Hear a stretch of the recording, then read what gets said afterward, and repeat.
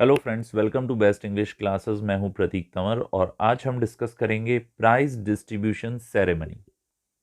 बहुत ही simple easy sentence है इंग्लिश के, साथ में मैं आपको उनकी हिंदी बता रहा हूं।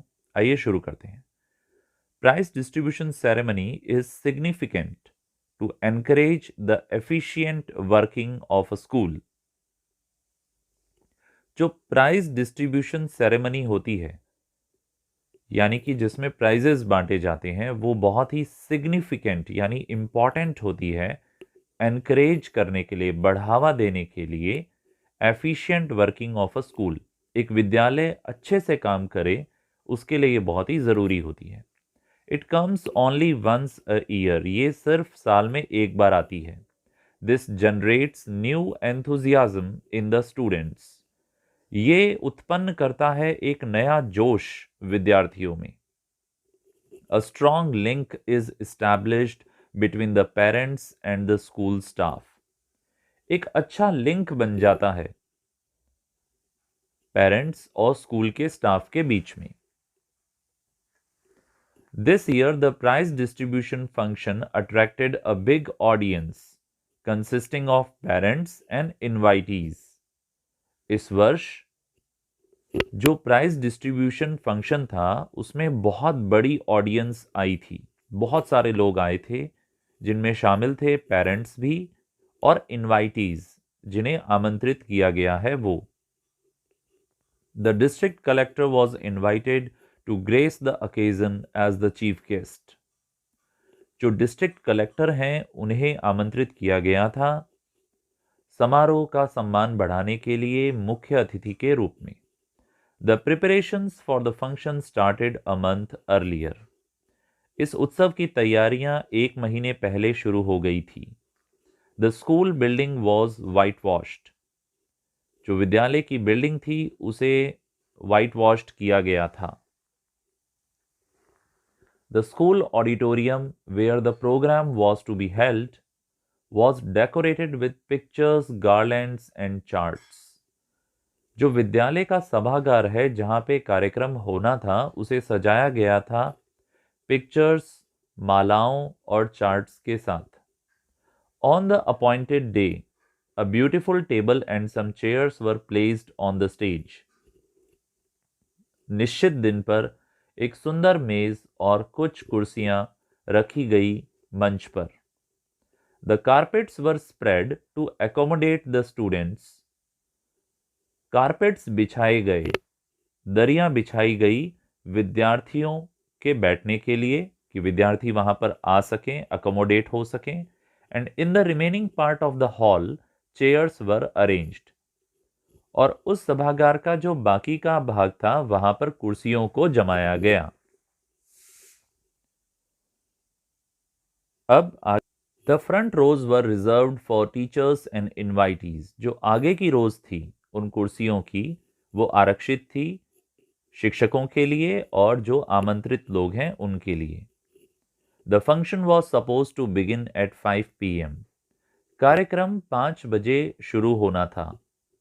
Bye 4:45 PM the hall was jam packed with visitors who were very impressed with the arrangements. 4:45 सभागार पूरा भर गया था आगंतुकों से, और वो लोग बहुत ही इम्प्रेस थे तैयारियों से। Prizes were arranged neatly on a separate table. जो prizes हैं उनको अच्छे से जमाया गया था एक अलग से मेज पर। The prize winners sat near the stage. The chief guest arrived exactly at 5. मुख्य अतिथि ठीक 5 बजे पधारे थे। He was warmly received by the principal and other members of the staff at the gate. उन्हें गर्मजोशी के साथ उनका स्वागत किया गया प्रिंसिपल और दूसरे स्टाफ मेंबर्स के द्वारा गेट पर।